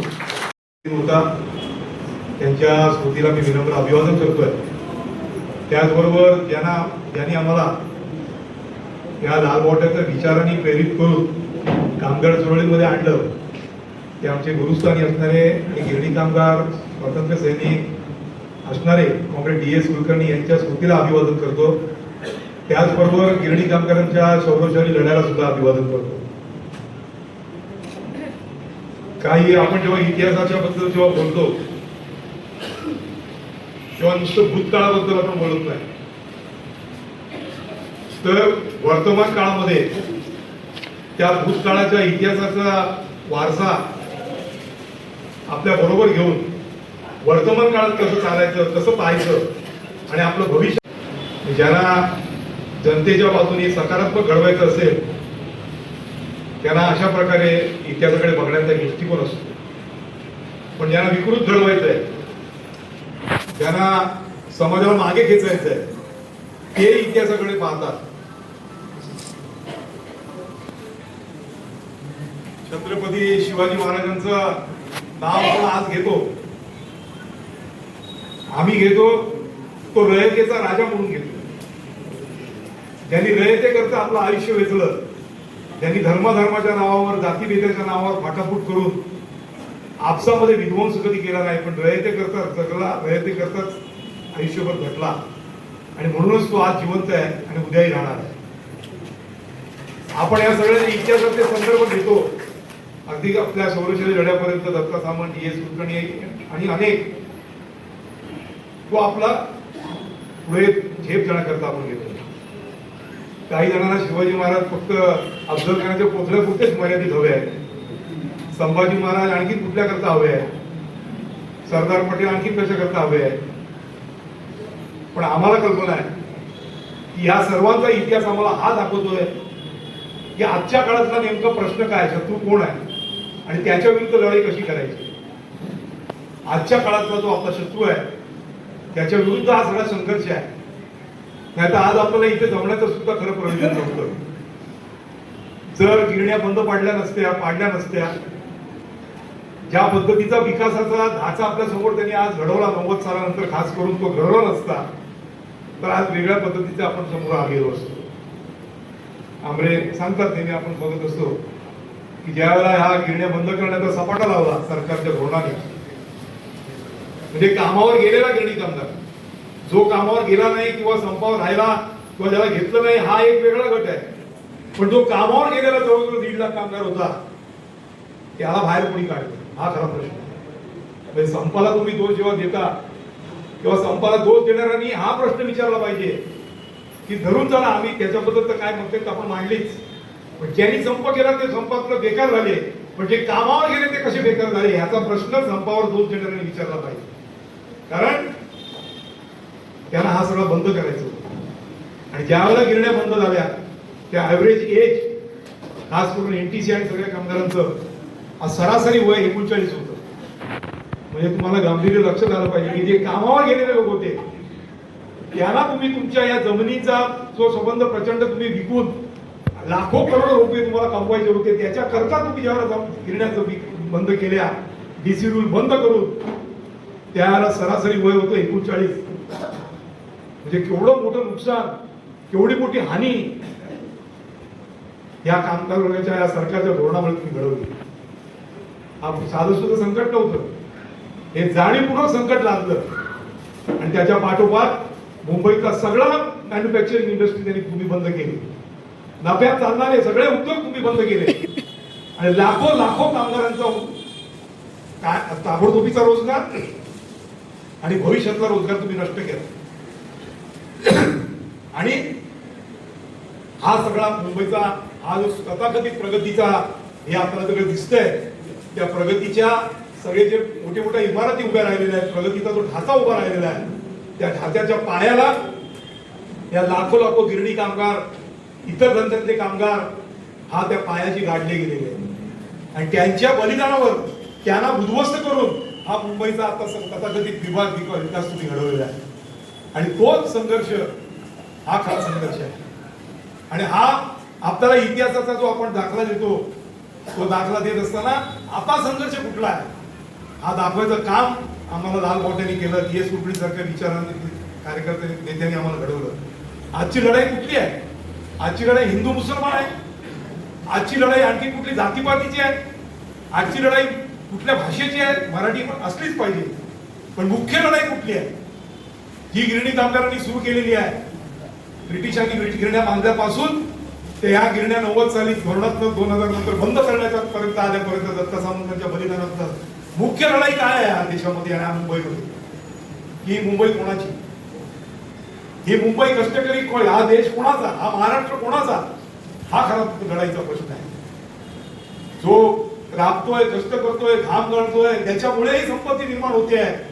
मग तो सेवा क्षेत्रातला असेल, म्हणजे अगदी रस्ते साफ करणारा आमचा, गटारा साफ करणारा, घाण साफ करणारा आमचा म्युन्सिपाल्टीचा कामगार असेल, गिरणी कामगार असेल, BST चालवणारा असेल, रेल्वे असेल, इतर उद्योग असतील, त्यांच्या श्रमात हा देश उभा राहतोय, मुंबई उभी राहते. हा देश कोणाचा? ही मुंबई कोणाची? हा खरा प्रश्न आहे. आणि ह्या प्रश्नाच्या लढाईला तोंड फोडण्याचं काम कुठलं करत असेल तर हा आपला घराचा प्रश्न पुन्हा आपण उभा करून गेलेला आहे. जेव्हा इतिहास पुन्हा दिला जाईल तेव्हा आपल्या या घराच्या लढ्याचा प्रश्न हा जो का आपण मोठा इतिहास घडवतोय गेल्या 30 वर्षापासून, तो सुद्धा इतिहासामधलं एक सोनेरी पान, एक पुढच्या पिढीला मार्गदर्शक पान म्हणून त्या इतिहासामध्ये घेऊन पडलं. 82 ला फक्त संपणार नाही, गिरणी कामगार लढला आणि संपला नाही, तर 82 नंतर पुन्हा पुन्हा त्यांनी तो इतिहास घडवला, कामगार लढाईच्या रूपाने घडवला. गिरण्या बंद करण्याच्या वेळेला संघर्षात घडवल्या, बंद झाल्यानंतर त्यांचं पुनर्वसन करण्याच्या निमित्ताने घडवला. नाही तर मला तुम्ही सांगा, या जगामध्ये असे एकही उदाहरण आहे महाराष्ट्रात, मुंबईत, देशात, जगात की ज्यांचा उद्योग 25 वर्षापूर्वी बंद झाला, 30 वर्षापूर्वी बंद झाला किंवा नोकऱ्या गेल्या, त्यांचा संघर्ष चालू आहे. आणि सरकारला सांगावं लागतंय की नाही, आम्हाला घर द्यावं लागणार आहे, आम्ही देणार आहे. असे एकही तुम्ही उदाहरण आम्हाला दाखवा. हे कशामुळे उभं राहत आहे की आपण नेमका शत्रूपणे आपण नेमका लढा उभा केलाय म्हणून. आपण जो वाद केला असतो, नावं मी घेत नाही, काही दिवंगत झाले की आता धंदा आजारीच पडलाय, आता आणखी हेच होणार आहे, चला मग जमीन विकायला द्या, चला मग खाती विकायला द्या, चला VRSला मान्यता द्या. आपण आज घराचा लढ्याला राहिलो असतो, घराचा लढ्यापर्यंत आज जो आपण संघर्षाला आज आपण उभं राहिलो, तो आपण उभं राहिलो असतो, कधीच आपण काळाच्या उदरात गडप झालेलो असतो, संपलो असतो. आपण या जमीन विक्रीचे जे प्रश्न आले, जमिनीचे भाग जेव्हा जाणीवपूर्वक मालकाच्या घशात घातले, त्याच्या विरुद्ध उभं राहून सांगितलं नसतं की तुम्ही आराम करून पाप करताय, ही जमीन घेऊन कुठला मालक जन्माला आला नाही. ही जमीन या देशाची, या महाराष्ट्राची, ही मुंबईची. तुम्ही कशी मालकाच्या भाषेत सांगताय? आमचा रोजगार हिरावून घेतला, आता आमचं कायदेशीर घर तुम्ही सुद्धा हिरावून घेताय. तुम्ही कोण स्वतः हराम करतो, तुम्ही कोण आहात हे जर आपण सांगायला उभं राहिलं नसतो तर आज घराचा स्पष्ट तरी जिवंत राहिला असता. त्यांनी तडजोड केल्या आणि जमिनीची व्याख्या बदलली. ते आता नेते गेले किंवा अजून त्यांचे काही आहेत शिल्लक, पण ते आपण कसं वागलो असतो तर आज आपण राहिलो असतो, घराचा संघर्ष उभा राहिला असता.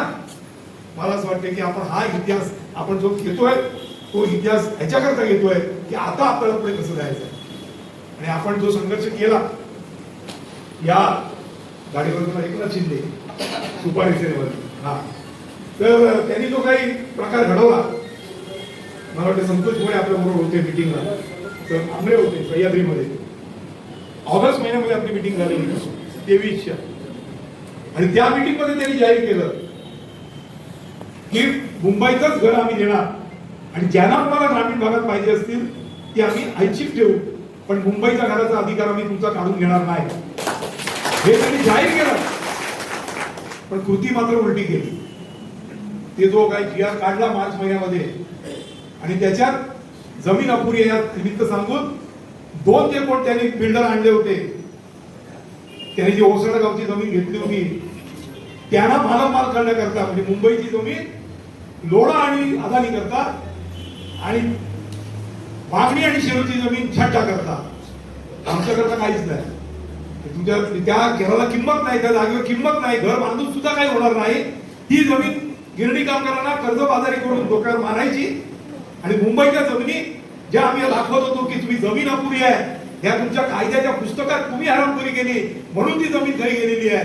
जमीन ही आमचीच होती, पण तुम्ही कायद्यामध्ये तुम्ही ती तडजोड केली आणि तुम्ही जी काय मालकांच्या घशात घातली. पण आजही एमटीसीची जमीन आहे, आजही धारावीमध्ये आणि इतर सगळे प्रकल्प आहेत की जर सरकारने ठरवलं तर गिरणी कामगारांना घर देऊ शकतात. सरकारने ठरवलं म्हणून अदानीला सगळे देशात एअरपोर्ट गेले ना, सरकारने ठरवलं म्हणून सगळे पत्र अदानीला गेली ना, सरकारने ठरवलं म्हणून संपूर्ण धारावी अदानीला गेलं ना, सरकारने ठरवलं म्हणून तुम्ही सगळे बाकीच्या अंबानी पासून सगळ्यांना दिलं ना, सरकारने ठरवलं म्हणून सगळी वीज केंद्र कोळशाची खाणी तुम्ही अदानीला दिल्या ना. तुम्ही ठरवलं तर एका माणसाला देऊ शकता, मग तुम्ही हे का ठरवू शकत नाही की ज्यांच्या रक्तातनं घामातनं हा देश उभा राहिला, ज्यांच्या रक्तातनं घामातनं मुंबईचं महाराष्ट्र मिळाला, त्या गिरणी कामगारांना मुंबईचं हा प्रश्न आपण उभा राहिलो. आम्ही तडजोड केली नाही, दरात गुन्हा बनले, त्यांनी जमीन आपली काढून घेतली, डीसी रूल मध्ये बदल करून 100 एकरची 40 एकर आणली किंवा 22 का 25 एकर आणली. ते दरात पुन्हा जागे झाले, ते दरात फोन करायला लागले, चला चला वांगणी, चला चला शेलू. आपण ठाम उभे राहिलो, आपण वांगणी आणि शेलूला नकार दिला आणि मला तुमचं सगळ्यांचं अभिनंदन करायचं आहे की तुम्ही त्या सगळ्यावर ठाम झाला. सरकारने आपटली. त्या छड्डा आणि तो कोण तो बिल्डर आहे तो आमच्या ऑफिस मध्ये सुद्धा आले होते. चला चला तुमचं काय बघू, सगळं आराम करून पायरी चढायची नाही. हे दलालांचं ऑफिस नाही, हे कामगार कष्टकरी वर्गाचं प्रामाणिकपणाचं ऑफिस आहे, हे दलालाचं काम नाही. तुम्ही सगळ्यांनी मिळून तो सगळा प्रयत्न हाणून पाडला. मला वाटतं 15-20 हजारची म्हणजे आम्ही गिरणी कामगारांना घर देऊन प्रश्न सोडवला म्हणून जाहिराती हराम करून लोकसभेच्या निवडणुकीत केला होता. तुम्हाला आठवत आहे ना, आपण त्या जाहिरातीच्या जो स्टॉपवर लावलं होतं 1.5 लाख का 2 लाख गिरणी कामगारांचा घराचा प्रश्न सोडवला. त्यांना आता एक नवीन पद्धत त्यांनी सुरू केली की आपल्याच पैशातनं, जनतेच्या पैशातनं, ज्या तिजोरीमध्ये महाराष्ट्राच्या तिजोरीत पैसे जातात त्यातलेच पैसे काढायचे, त्यातनं लाडकी बहिणीला पैसे द्यायचे आणि मतं विकत घ्यायचे. ही एक नवीन मतदारांना विकत घ्यायची पद्धत त्यांनी सुरू केली. आता तर ते वेगळंच झालेलं आहे. आता मतदारांना विकत पण घ्यायचं नाही, आता उमेदवारांना विकत घ्यायचं. म्हणजे आपली लोकशाहीचा साधा जो आपल्याला मतदानाचा अधिकार आहे, फक्त 5 वर्षात एकदा आपल्याला जीवनात एकदाच अधिकार मिळतो की मत कुणाला टाकायचं. मग विधानसभेत लोकसभेत मध्ये गेल्यानंतर आपल्या मताला किंमत नाही, मग किंमत अदानीला, मग किंमत अंबानीला. लोढा किल्लू झालेला. कारण जर या देशाने महाराष्ट्रामध्ये लाज वाटली पाहिजे सगळ्या राज्यकर्त्यांना की लालबागचा आमचा गणपती सुद्धा अंबानीचा गणपती झाला. या राज्याकरता काय मिळणार आपल्याला? म्हणजे एवढी लाचारी, एवढी अधोगती, आणि आपण तो हाणून पाडलं की तुम्ही या खोट्या जाहिरातीला आम्ही बळी पडणार नाही. आमची जमीन ही आहे मुंबईची, जी आमची आहे, ती लोणाची नाही, ती अदानीची नाही, ती अंबानीची नाही, ती आमची जमीन आहे. आणि त्याच जमिनीवर आम्हाला घरं पाहिजे. आम्ही त्या खड्ड्याच्या जमिनीवर तो संघर्ष ठाम ठेवला आणि आपण पुढे गेलो. कॉम्रेड विजय कुलकर्णीला मी खास अभिनंदन करतो. आपण सगळ्यांनी टाळ्या मारून त्याचं जरा आपण एक एकजूट करायचा प्रयत्न केला आणि आपण तो पुढे घेऊन आपण पुढे आलो. आणि आज इथून पुढे आज 18 जानेवारीचाच हा आपला जो मुहूर्त आहे, जो इतिहास आपल्याला साक्ष देतो, जो हा आमचा वारसा आहे. ज्यावेळेला आपण आम्ही जेव्हा आमच्या मुलांना सांगतो किंवा आमचा गिरणी कामगार आपल्या मुलाला आणि नातवाला सांगतो, तो इतिहास एकदम उज्ज्वल आहे, जाज्वल्य आहे. होय की माझा आजोबा ह्या देशाकरता लढला, माझा बाप या महाराष्ट्राकरता लढला, आम्ही देशातल्या कामगार वर्गाकरता लढलो. तुम्ही वारसदार सुद्धा पण तुमच्या मुलाला सांगाल की होय मी माझ्या वडिलांच्या बरोबर छाती खांद्याला खांदा लावून लढलो. ही मुंबई कोणाची, भांडवलदारांची की कामगारांची, या लढाईमध्ये मी पण होतो आणि म्हणून हे तुला घर मिळालंय.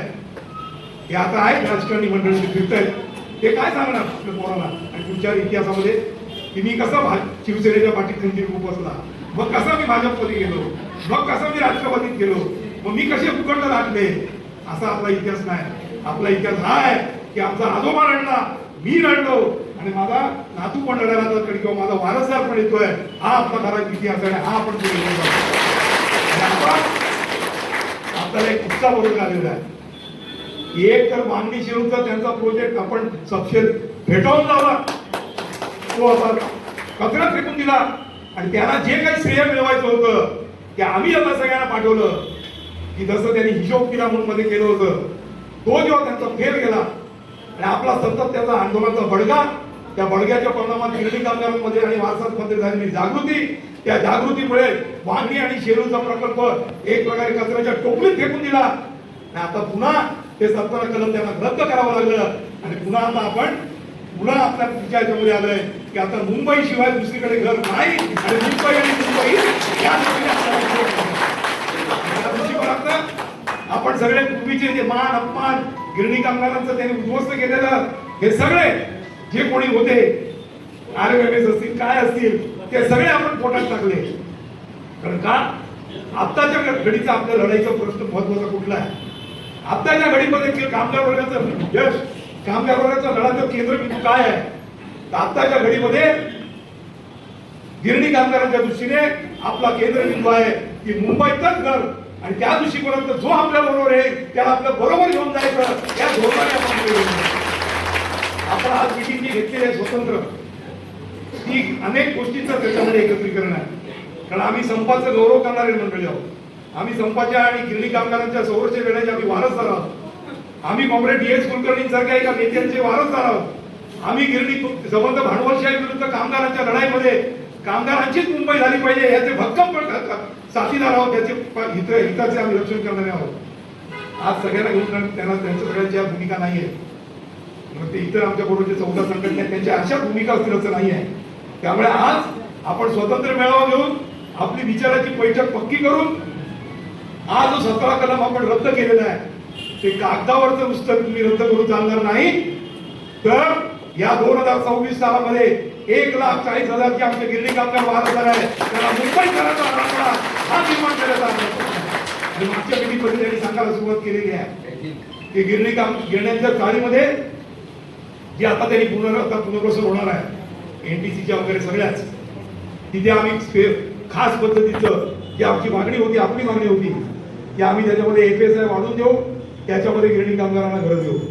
NTCच्या सगळ्या जमिनी आहेत त्याच्यात जास्तीत जास्त जमीन सरकार काय सांगतो तुम्ही सांगतोय त्या जमिनी आम्ही देऊ. आणखी इथे BPT पासून धारावी पासून सगळा ते प्रकल्प होत आहेत मुंबई शहरामध्ये त्याच्यात आम्ही जमीन देऊ. आता वांगणी आणि शेरूच्या चर्चा बंद झालेल्या आहेत. आता चर्चा होणार त्या मुंबईच्या चर्चेच्या बाकी चर्चा होणार आणि त्या दृष्टीकोनातून आपल्याला आता उद्याच्या काळामध्ये पुन्हा आता आपण त्याच आपल्या बरोबरच्या 14 संघटना आहेत यांची एकत्रित बैठक होईल. परवा झालेली आहे आणि आता हा जो अधिवेशनाचा काळ आहे, एक गोष्ट त्या अधिवेशनाच्या काळामध्ये आपण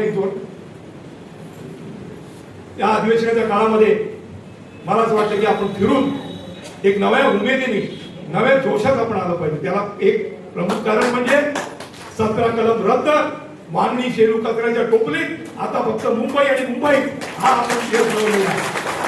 हा एक त्याचं सज्जन कारण आहे. दुसरं एक कारण आहे आता झालेल्या महानगरपालिकेच्या निवडणुका. तुम्ही म्हणाला याच्यात काय आपल्याला साधारण दिसतंय, आकडेवारीत तर काय झालं ते आपल्याला सगळ्यांना दिसतंय.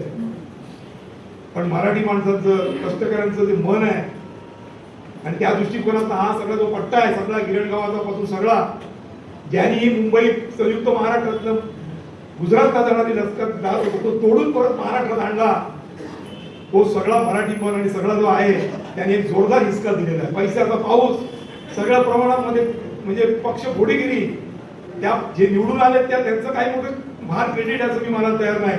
खरं म्हटलं त्या मराठी माणसाचं उदारपणा आणि त्याला जे खरं कळलं की आज जर मी चूक केली तर पुन्हा मला लढायला मिळणार नाही. आणि मी समजतोय या जोरदार झटका दिलेला आहे की ज्यांनी या संयुक्त महाराष्ट्राच्या लढ्याचा अग्रभागी होता, नेतृत्व केलं, तो आत्मा, तो मराठी माणूस आज सुद्धा तुमच्या बरोबर नाही आहे. सत्ताधारी जे निवडून आले त्यांच्या बरोबर नाही. आणि त्याचा केंद्रबिंदू कोण असेल तर आमचा गिरणी कामगार. गिरणी कामगार तुमच्या बरोबर तो जो हृदयस्थानी आहे मराठी माणसाच्या, तो तुमच्या बरोबर तसा गेलेला नाही. आणि मला असं वाटतं की हा झटका आहे, हा जो झटका त्यांना मिळालेला आहे, कितीही त्यांनी गुलाल उधळो, कितीही फटाके फोडो, कितीही त्यांनी आणखी काही करो, पण मराठी माणूस आणि मराठी माणूस म्हणजे कष्टकरी कामगार आम्ही भेद करत नाही. युपी बिहार आमचा भेद नाही आहे, पण महाराष्ट्रातला आणि या मुंबईचा जर खरा नायक कोण असेल या तर आमचा गिरणी कामगार. आणि हा नायक या मराठीच्या झटक्यामध्ये पुन्हा एकदा पुढे आलेला आहे. एक झटका मागणी शेलूचा दिला, 17 कलम रद्द, आणि या महापालिकेच्या निवडणुकीमध्ये तो झटका बसलेला आहे की मराठी माणूस हा जिवंत आहे, कामगार जिवंत आहे.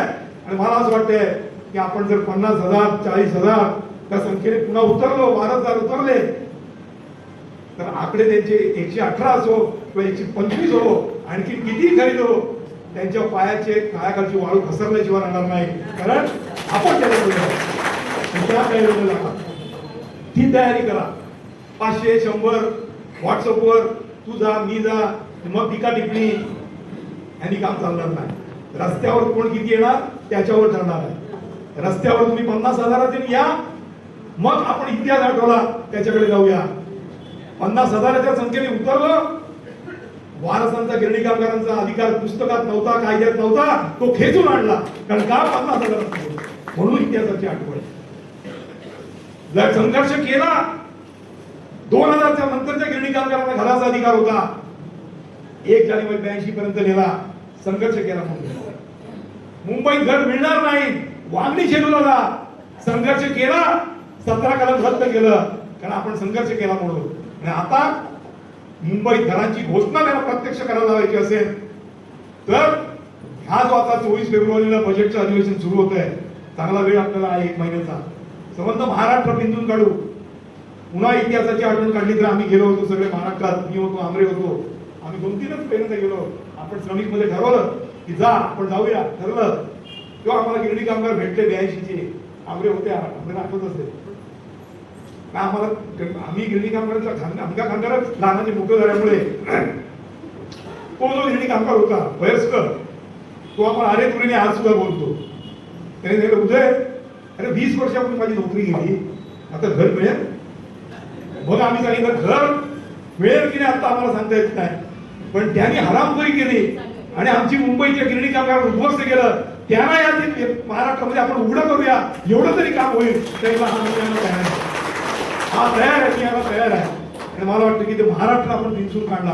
नारायण राणेच्या घरावर बाळासाहेब हयात असताना सुद्धा शिवसेनेचा मोर्चा तिथे काढू शकले नाही, पण आमचा गिरणी कामगार तिथे मालवणला गेला आणि त्याला सांगितलं की तुम्ही तुमच्या आमदारांची घरं करता, तुम्ही तुमच्या सोसायट्या करता, तुम्ही तुमची पेन्शनची व्यवस्था करता, आमचं घर कुठे आहे हे दाखवण्याकरता आम्ही नारायण राणेच्या घरावर सुद्धा मालवणला गेलो.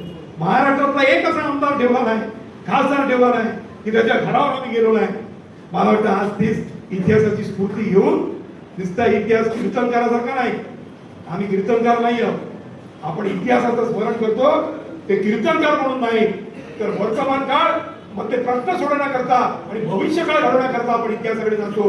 पुन्हा आपण जाऊया, पुन्हा आपण महाराष्ट्र उभा करूया, मुंबई आणि ठाणा पिंजून काढूया आणि जो आपण तारीख आता सगळ्या चौथा संघटनापासून ठरवू 24 फेब्रुवारी ते 10 मार्चच्या आतमध्ये त्यामध्ये मुंबईमध्ये गिरणी कामगार आणि खास करून वारसदारांचा महासागर येऊ द्या आणि पुन्हा एकदा आपला मुंबईचा घरात अधिकार घेऊया आणि त्याकरता तुम्ही संघर्षाला सज्ज राहा.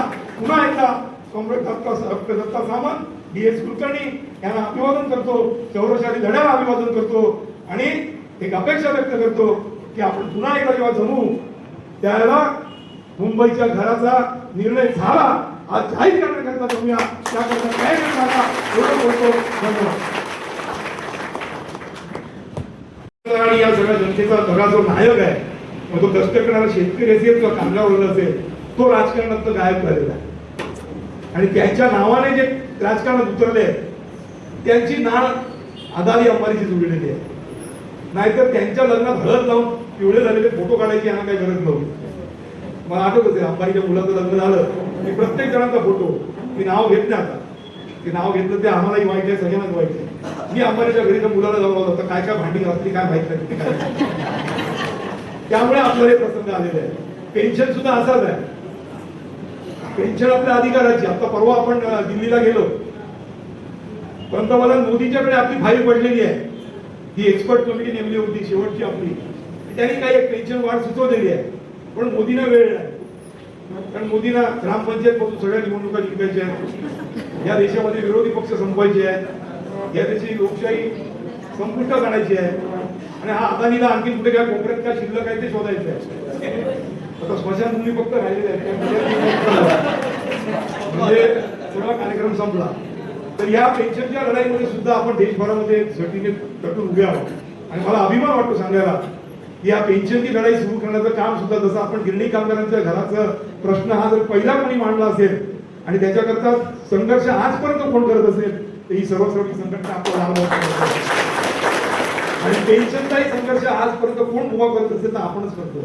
ह्या कोणा व्यक्ती नाही, हे आपला विचार आहे, आपला संघर्ष आहे, हा लहान मोठ्याचा विचार आहे आणि त्या विचारावर आपण करतो. देशभरात आपलं अधिवेशन झालेलं आहे आणि एक कार्यक्रम आता या मार्च महिन्यामध्ये आपला ठरतोय की एक रामलीला मैदानावर एक काही मंडळी आमरण उपोषणाचा एक पर्याय म्हणून उभी राहिलेली आहे आणि त्याच वेळेला राज्यांच्या राजधान्यांमध्ये किंवा राज्यांच्या राजधान्यांमध्ये PF ऑफिस समोर त्यांना सपोर्ट करून म्हणजे ते दिल्लीला जे आमरण उपोषणाला बसणार आहे कारण आपण सगळे जाऊ शकत नाही. वयोमानाचा प्रश्न आहे, तिथे जाण्याचा पण प्रश्न आहे, तर त्यांना सपोर्ट करून इथे काहीतरी धर्म आंदोलन प्रत्येक देशाच्या राजधानीमध्ये म्हणजे राज्याच्या राजधानीमध्ये काश्मीर पासून ते कन्याकुमारी पर्यंत आपली संघटना आहे. लाखो लोक आपले सभासद आहेत. तो कार्यक्रम आपण घेणार आहोत कारण शेवटी जोपर्यंत कामगार कष्टकरी वर्ग हा राजकारणामध्ये येत नाही आणि तो अग्रदूत होत नाही तोपर्यंत आंदोलनाचा आसूड आपल्याला खाली ठेवता येणार नाही. तो आसूड उभारलेलाच पाहिजे आणि प्रसंगी तो पाठी हल्लाच पाहिजे. ते सगळं आपण करतो. इतकंच पेन्शन बद्दल आहे, बाकीचं सगळं सांगितलेलं आहे. एकजूट कायम ठेवा, संख्या वाढवा आणि जे आंदोलन जाहीर होईल. या ठिकाणी अध्यक्षीय भाषण झालेलं आहे. आपल्याला पुढल्या संघर्ष संदर्भात आवाहन केलेलं आहे. जे काय आता अधिवेशन चालू होणार आहे दिवाळी त्या अधिवेशनाच्या कालावधीमध्ये आपला काय 14 संघटनेचे मीटिंग होऊन बैठक होऊन जे काय निर्णय होईल आणि आपल्या समोर कुलकर्णी को लाल सलाम, डॉक्टर